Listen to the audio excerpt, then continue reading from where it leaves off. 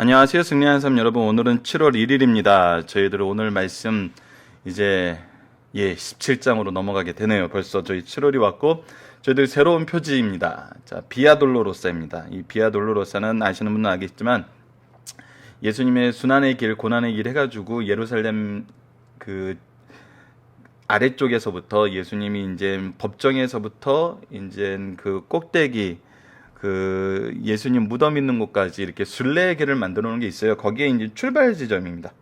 출발 지점으로 비아 돌로로사 해가지고 아마 이게 일본이라고 써 있었나 모르겠어요. 기억이 정확하게 안 납니다. 사진을 요 프레임으로 담아놨다 보니까 그래서 참 안타까운 거는 이 부분이 전문 가이드라면 두 가지가 충족이 돼야 돼요. 성경적인 지식이 풍부해야 돼요. 그래서 성경의 사건을 일목요연하게 이렇게 쫙 설명해 줄 수 있어야 되고, 성경적 지식 안에는 이제 역사적 지식도, 이 성경적 지식과 이 지역의 이 비아돌로로사 길 포인트를 잡아놓은 이 두 가지 지식이 있어야 돼요. 그리고 지리를 잘 알아야 돼요. 두 번째는 지리를 모르면 헤매요. 찾을 수가 없습니다. 이 포인트가 아주 이렇게 관광 지역으로 이렇게 잘 되어 있는 게 아니라 이슬람 상권이 막 이렇게 즐비해진 곳에 이 포인트들이 하나씩 있어요. 그래서 참 우리가 성경적인 그 내용을 잘 알고 이제 묵상하면서 가면 굉장히 도움이 되는데, 저는 이건 순전히 제 개인적인 의견입니다. 이런 것을 그렇게 크게 의미 부여하고 싶지는 않아요. 왜냐하면 이 장소에 가서 이걸 느끼는 것보다 말씀 안에서 느끼는 게 더 커요. 그 말씀이 우리에게 주신 그 능력이 인간이 만들어 놓은 이런 포인트를 찾아다니면서 연출하는 것보다 훨씬 더 크다는 거죠. 특히 오늘부터 시작되는 이 17장 예수님의 기도 부분은 오고 오는 모든 시대의 성도들에게 주신 기도고, 또 우리들도 이 기도로 우리 자녀들에게 해줄 수 있는 정말 구속사적인 관점에 무엇이 구속사의 기도인지 보여주는 정말 최고의 기도문이죠. 이 기도를 통해서 우리는 이 비아 돌로로사보다 더 큰 간격을 느낄 수 있습니다. 그리고 그 이후에 나오는 예수님의 순환과 예수님의 우리를 향한 파송 명령까지 보면은 이거보다 훨씬 더 간격적이죠. 그래도 뭐 표지니까 우리의 간격을 사진으로 담을 수가 없어서 우선 이 사진으로 이번 달 표제를 했습니다. 자, 아시다시피 우리 승리한 삶은 바링이신 박유일 목사님의 구속사로 조망한 성경 연속 강해 요한복음 상본을 통해서 편집이 되어 있습니다. 그리고 오늘 좀 다르게 시작하는 거는 매 장이 시작될 때 그 장의 구성을 이제 소개를 해주는데, 박유일 목사님 책에서 발췌해서 소개를 해주는데, 본문 내용 들어가고 하니까 본문 내용도 이제 전체적인 그림이 안 잡히고, 전체적인 그림이라는 표현보다 이제 우리가 이제 구조를 통해서 보고 있으니까 전체적인 구조가 잘 이해가 안 되고 지엽적으로 매일매일 보게 돼서 매 장이 시작하는 이 앞부분에는 말씀이 들어가기 전에 이 장의 전체 구조를 한번 보는 시간을 갖도록 하기 위해서 원래 본문 중심 사상으로 있던 것을 앞으로 끄집어냈습니다. 앞으로는 편집도 이런 방향으로 좀 해보는 것도 괜찮을 것 같아요. 자, 그러면 17장 기도의 내용은 세 가지로 구분할 수 있다. 그래서 첫 번째는 뭐냐면 주님 자신을 위한 기도예요. 자, 이 주님 자신을 위한 기도인데 두 개의 명정적 어투로 아들로 아버지를 영화롭게 하옵소서, 그리고 나를 영화롭게 하옵소서예요. 자, 아들의 일이 하나님을 영화롭게 하는 거고 그 일로 통해서 아들이 영화를 받는 거예요. 근데 여기서 우리가 참 계속 반복적으로 요한복음에서 나타나는 걸 통해서 우리가 기억을 해야 되는 것이 뭐냐면, 하나님이 영광 받으시다라는 것은 무슨 뜻인가인 거예요. 우리 소교리 문답에서 1번이 사람에게 가장 큰 목적은 무엇입니까? 할 때 하나님을 영화롭게 하고 그 이름을 인하여 우리가 기뻐하는 것입니다. 이렇게 설명이 돼 있는데, 우리가 영광을 하면은 이 인간적인 관점에서 이 세상 왕들이, 이 세상 주권자들이, 이 세상 유명인들이, 셀럽들이 받는 영광을 생각을 해요. 하지만 우리가 요한복음을 통해서 끊임없이 확인했던 거는 아버지께서 우리가 영광을 돌린다고 소교리 문답에 나와 있는 영광을 돌린다고 영화롭게 되는 분이고 영광을 안 돌린다고 영화롭지 않게 되는 분이 아니에요. 그래서 사람들이 받는 영광은 달라요. 사람들이 받는 영광은 우리가 영광스럽게 그들을 찬양해 주지 않으면은 이 찬양이란 말 자체도 인간에게는 필요 없는 것인데 쓸 수 없는 것인데 그들에게 환호해 주지 않으면은 그들은 영광스럽지 않아요. 근데 아버지는 달라요. 하나님은 달라요. 예수님은 달라요. 그분은 온전히 이미 영화로우신 분이에요. 우리가 영화롭게 할 수 없는 분이에요. 그렇다면 여기에서 얘기하는 영화는 완전히 개념이 다른 걸 볼 수 있어요. 그것이 무엇이죠? 이게 굉장히 중요한 거예요. 이 기도문의 전체적인 이해는 이 영화에 대한 우리가 이해가 돼야 되는데 이 부분은 우리가 이미 이전에 다 확인을 했었어요. 특히 13장부터 시작되는 그 내용에는 영광이 무엇이고 그 영광이 어떻게 이루어지는지 4장에서부터 이미 다 보여주고 있잖아요. 그것처럼 이 영광은 뭐죠? 철저하게 바로 우리를 향한 구원의 성취예요. 그러니까 하나님은 이미 영화로우신 분이기 때문에 우리가 영광스럽게 해줄 수밖에 없어요. 근데 여기서 이 아버지를 영광스럽게 하다, 아들이 영광스럽게 되었다, 아들을 영광스럽게 했다, 모든 영광은 무엇과 연결이 되냐면 바로 우리의 구원의 성취와 연관이 된다는 거예요. 잃어버렸던 영혼들을 살리는 그것이 아버지에겐 영광인 거예요. 그래서 이 영광이 하나님에게는 이 속된 말로 하나님께 좋은 건 하나도 없어요. 좋아질 게 없어요. 그런데 아버지는 무엇이 영광스럽다 그러냐면 우리를 구원하신 그것이 영광스럽다는 거예요. 아버지께서 이것이 나의 영광이라고 선언하신 거예요. 이것이 창세전부터 아버지와 함께 하셨던 영화로움으로 되돌아가려는 그의 인격적 영화로움과 그의 권세로서 모든 사람에게 영원한 생명을 줄 수 있는 아들로서의 그 지위에 대한 기도라는 거예요. 그래서 예수님이 영광스럽게 되는 길이 사람하고 다른 게 뭐냐면 영광의 최고조에 있을 때 나사로를 살렸던 그 영광의 세상 사람들이 바라보는 그 영광의 최고조에 있을 때 무엇을 얘기하죠? 내 영광을 너희에게 주기 위해서 내가 어떻게 된다? 죽어야 된다. 이것이 하나님의 영광이에요. 이것이 우리가 돌려야 될 영광이거든요. 그렇다고 여러분이 죽어야 된다는데 너무 포커스를 둬서 막 부담된다 이렇게 얘기하시지 말아주세요. 왜냐하면 이 죽음은 예수님만이 죽을 수 있는 대속의 죽음이에요.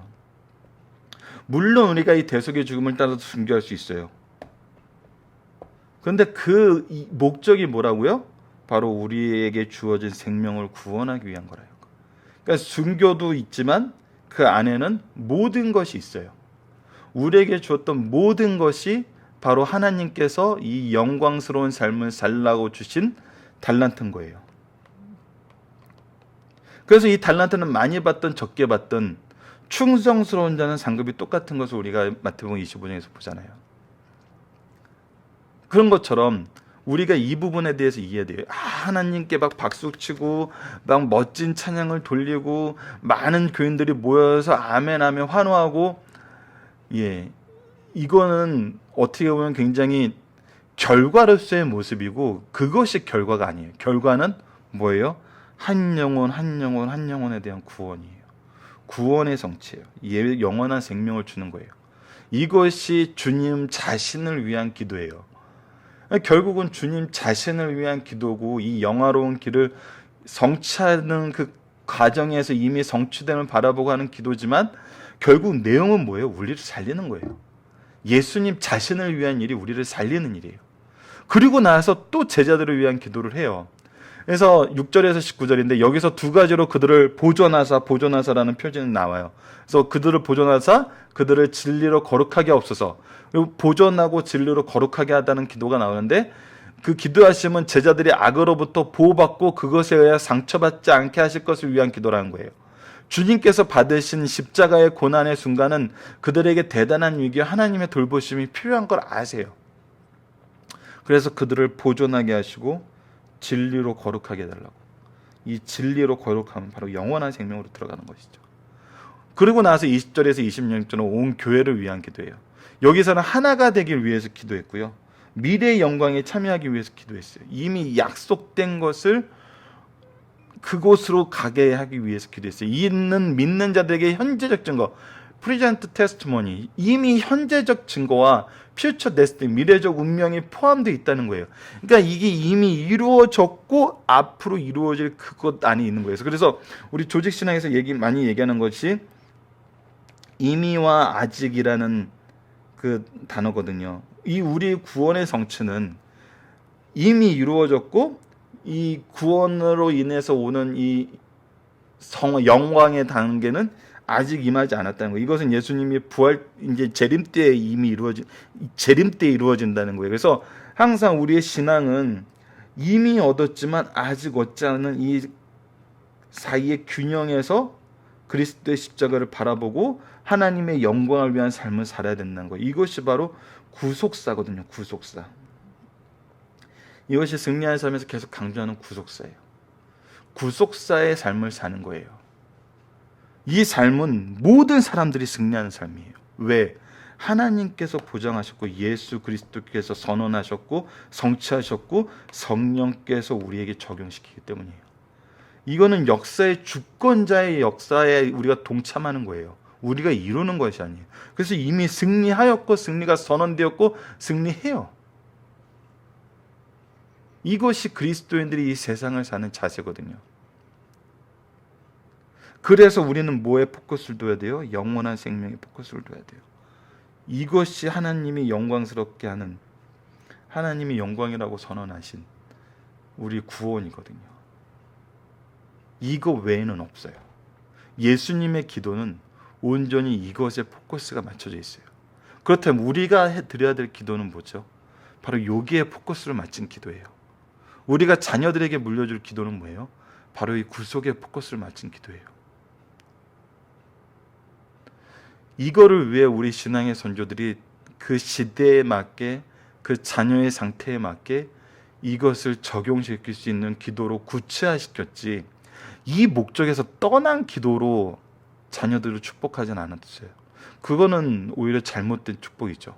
하나님의 영광과 하나님의 축복이 아닌 다른 것을 구한 축복이죠. 그거는 하나님께 드린 기도라 그러면서 세상 뭔가 다른 신에게 드린 기도가 되는 거죠. 이 부분에서 명확하게 드러나요.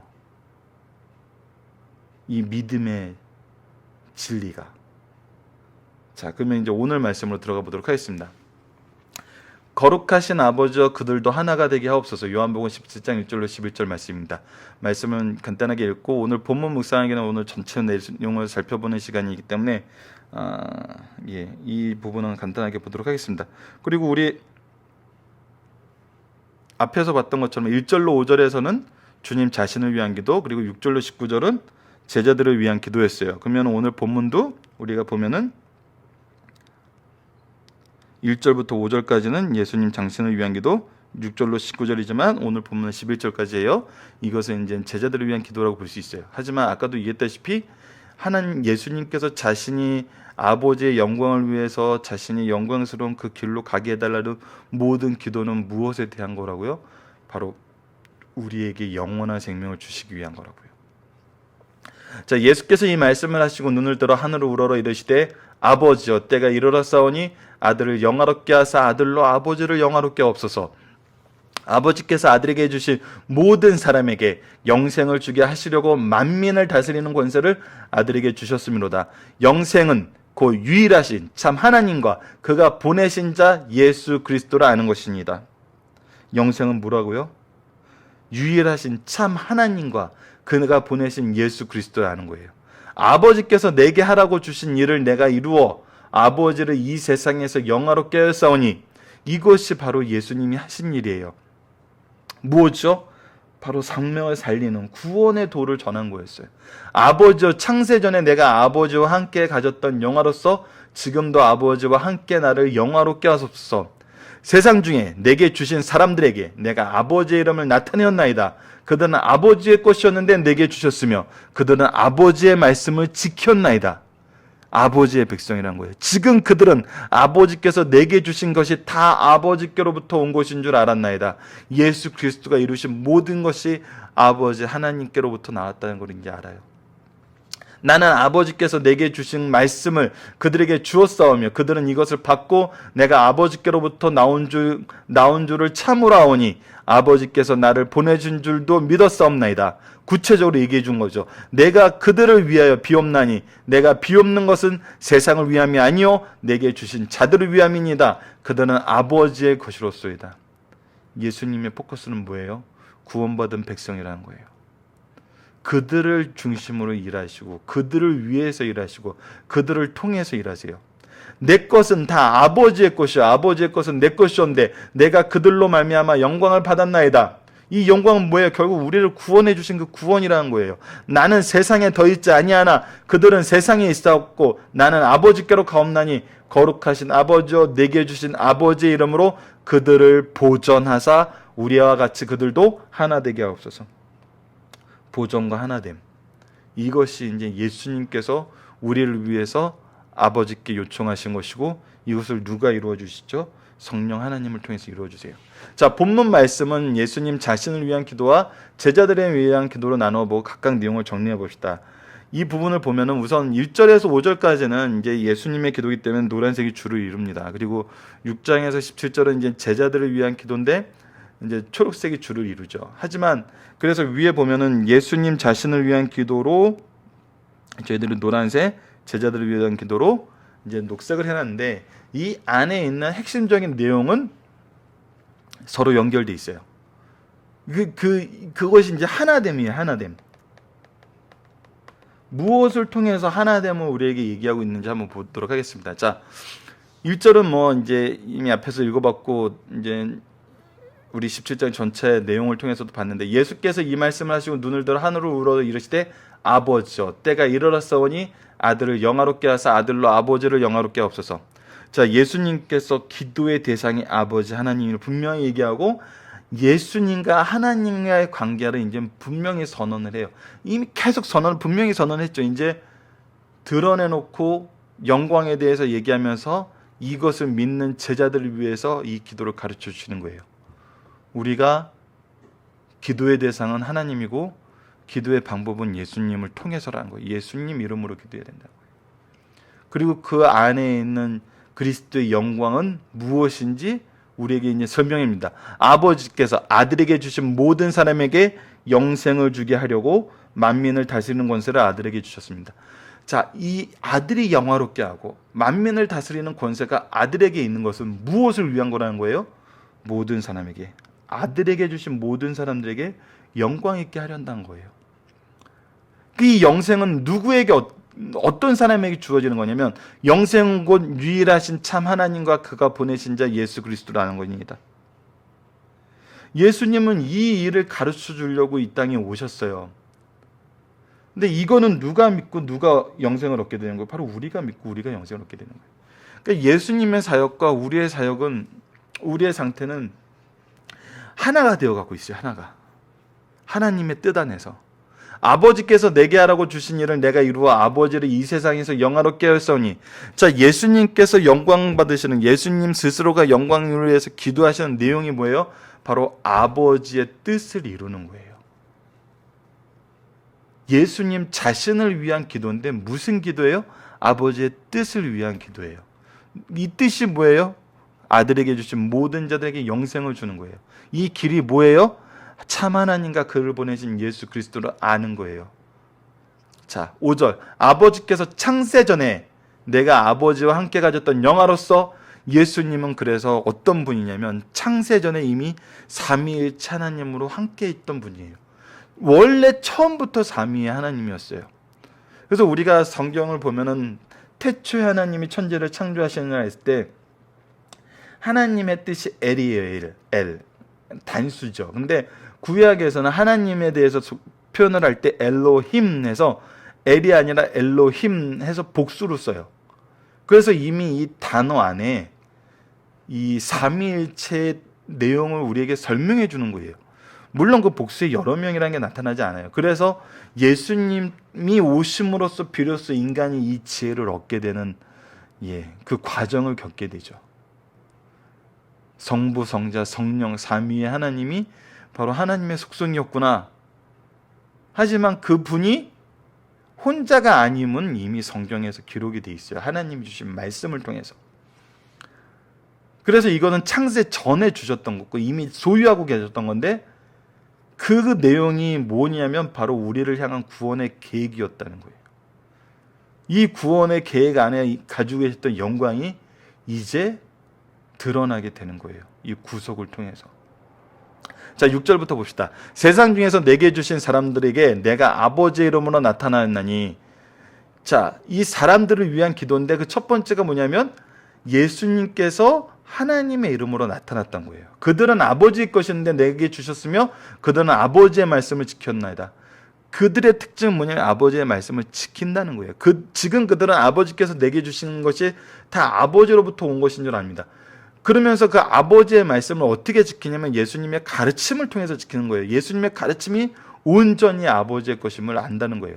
나는 아버지께서 내게 주신 말씀을 그들에게 주었사오며, 첫 번째 그래서 주신 것이 뭐예요? 말씀이에요. 말씀이 공급되지 않으면은 알 수가 없어요. 그래서 우리가 예수님이 기도했던 이 내용처럼 예수님이 이 땅에서 보여주셨던 그것처럼 먼저 말씀을 전하는 게 이 복음의 첫 번째 스텝이라는 거예요. 1단계라는 거죠. 그들은 이것을 받고, 그래서 이것을 받게 돼요. 내가 아버지께로부터 나온 줄을 참으로 아오니, 믿게 된다는 거예요. 아버지께서 나를 보내준 줄도 믿었사옵나이다. 이 믿음이 듣지 않으면 안 돼요. 그래서 왜 말씀 중심, 예배 중심이 되어야 되냐면, 말씀이 선언되지 않으면 예수님을 알 수가 없어요. 자기 마음대로 이미지를 만들어놔요. 유대인들하고 다를 게 없어요. 우리가 원하는 메시아는 이런 메시아예요. 우리가 믿는 예수님은 이런 예수님이에요. 말씀하고 다를 수 있다니까요. 유대인들이 그 길을 걸었다면 우리도 자유롭지 않아요.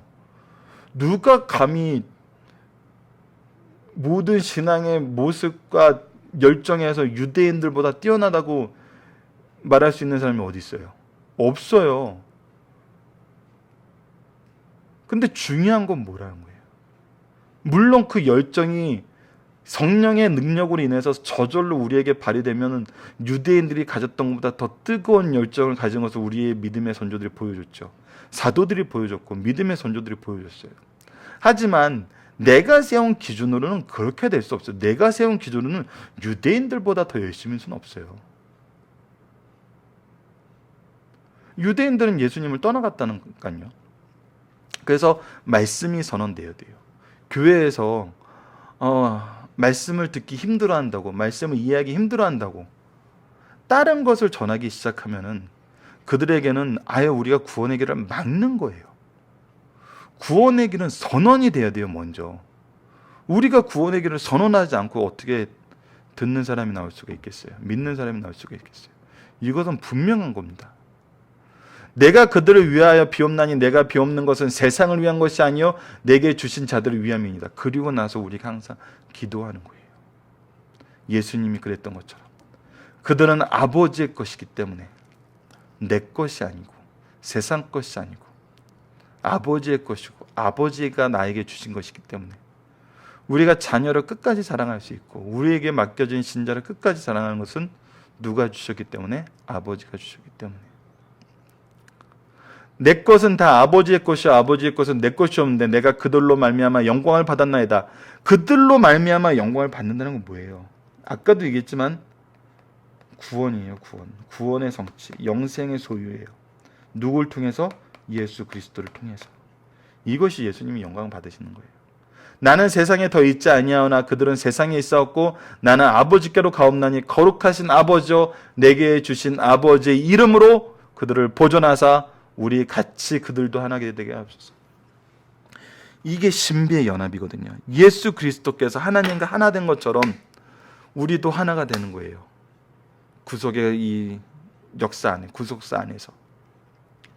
자, 이 말씀을 보면은 예수님을 자신을 위한 기도에는 뭐가 있어요? 우리를 위한 영생의 길이 있어요. 이 영생의 길을 위해서 가는 것이 바로 예수님 자신을 위한 기도예요. 제자들을 위한 기도의 내용에 뭐가 있어요? 바로 예수 그리스도께서 가르쳐 주신 하나님에 대한 지식, 예수과 예수 그리스도에 대한 믿음이 있어요. 이것은 안에 하나가 돼 있어요. 이것이 바로 구속사의 이 신앙을 가진 사람이 드릴 수 있는 기도가 아멘할 수 있는 기도거든요. 정말 예수님의 기도문은 봐도 참 놀랐습니다. 구속을 이루시는 분만이 드릴 수 있는 기도고 가르쳐 줄 수 있는 기도고 예수 그리스도를 힘입어 우리도 드릴 수 있는 기도가 되는 거거든요. 자, 이제 본문의 중심 사상입니다. 예수님은 대제사장을 위한 기도를 드리심으로 성부와 성자의 영광을 구하셨다. 요한복음 17장은 주님의 기도 가운데 가장 긴 기도로 인류를 구원하시기 위한 제사장의 입장에서 드린 기도예요. 주님은 하나님을 아버지라고 부름으로 기도의 대상자를 분명히 밝히고 제사장으로 때가 이르매 자기 백성의 죄를 대신하여 자기 몸을 화목제물로 하나님께 드려 대제사장으로서의 직무를 다할 것을 말씀하셨어요. 이것이 바로 영광이거든요. 하나님이 얘기하시고 예수님이 이루신 영광이에요. 너무나 놀라운 사랑인 거예요. 그러므로 이 기도의 핵심은 아들은 본래 영광을 되찾으시고 아버지께서도 영광이 되게 해주시라는 것이에요. 자, 2번으로 보도록 하겠습니다. 예수님은 기도 가운데 제자들을 바로 소개하고 있어요.